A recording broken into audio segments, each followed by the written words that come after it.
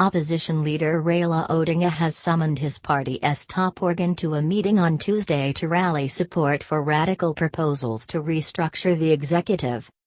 The meeting, to take place in Naivasha, will focus on pushing for the reintroduction of the parliamentary system of government and a three-tier devolved structure that could lead to the creation of 14 regional governments.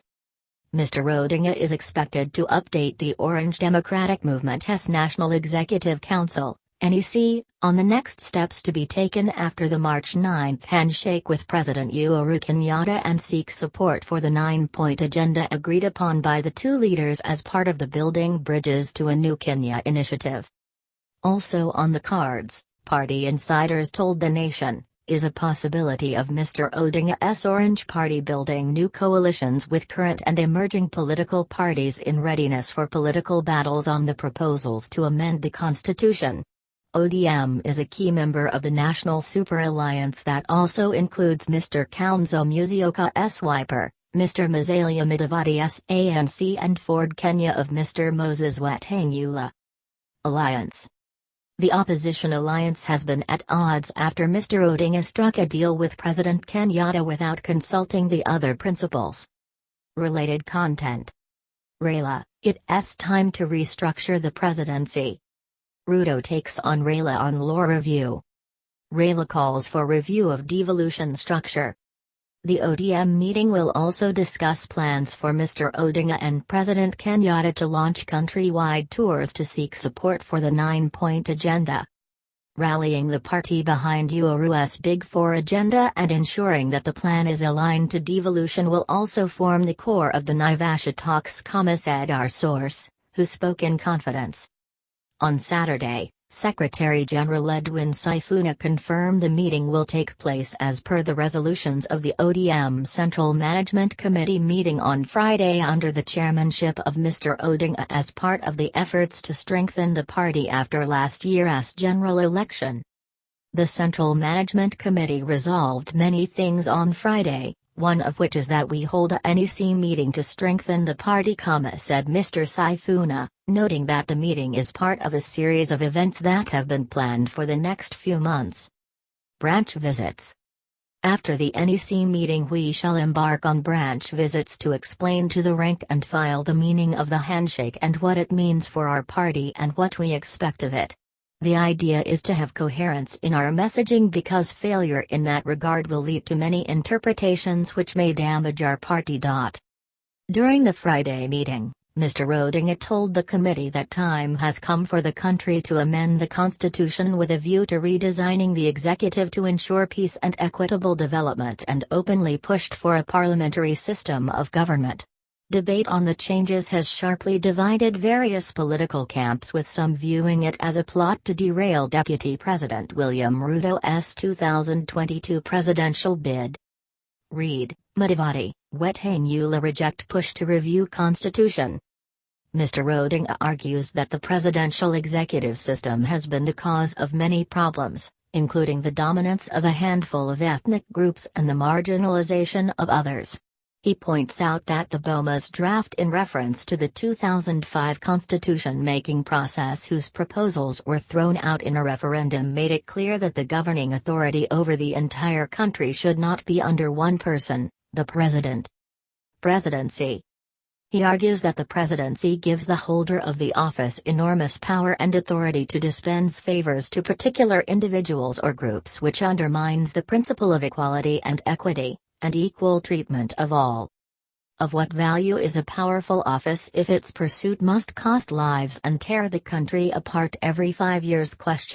He asks, adding, the Bible tells us, in the book of Matthew 5.19, that if your right eye causes you to stumble, gouge it out and throw it away.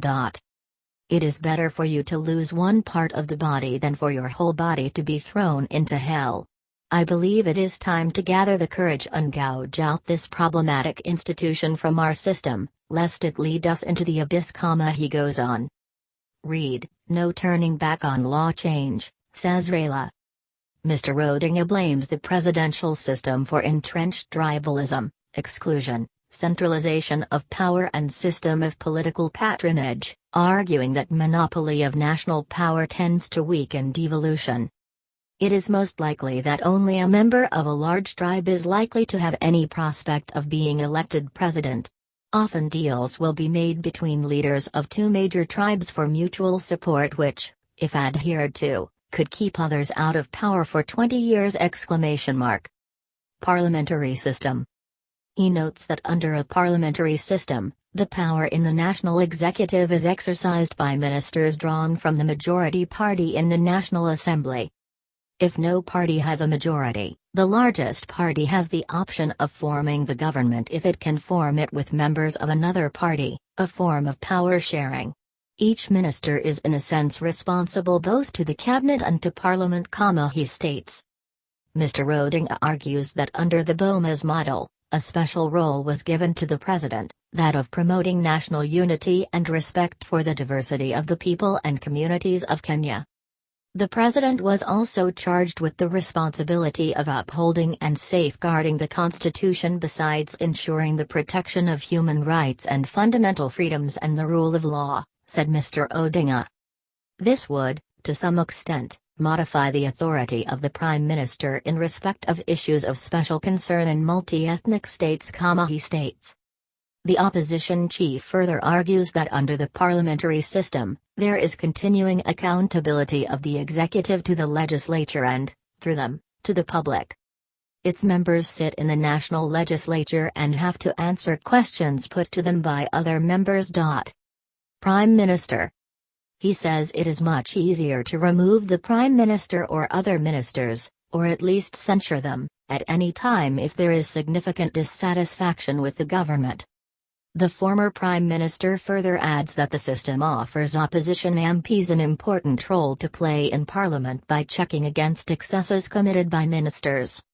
He says that under the system, the opposition will appoint shadow ministers to follow and question policies and conduct of particular ministers.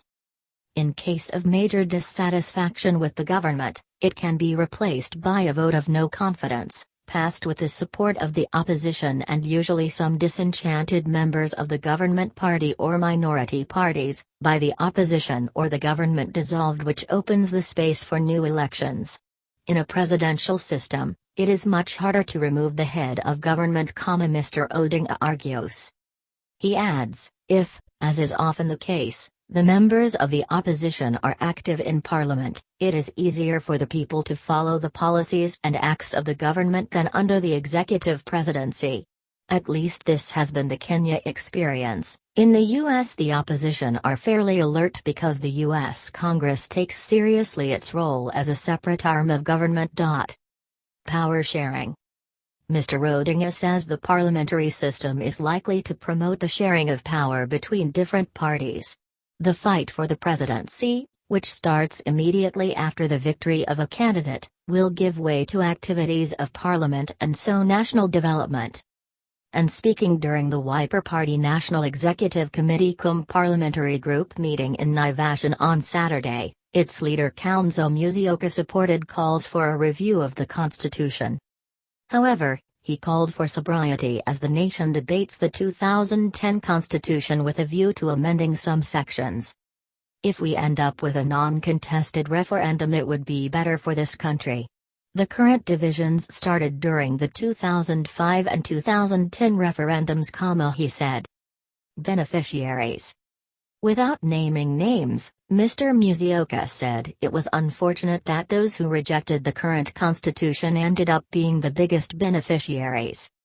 We support the review of the constitution because this document is not static.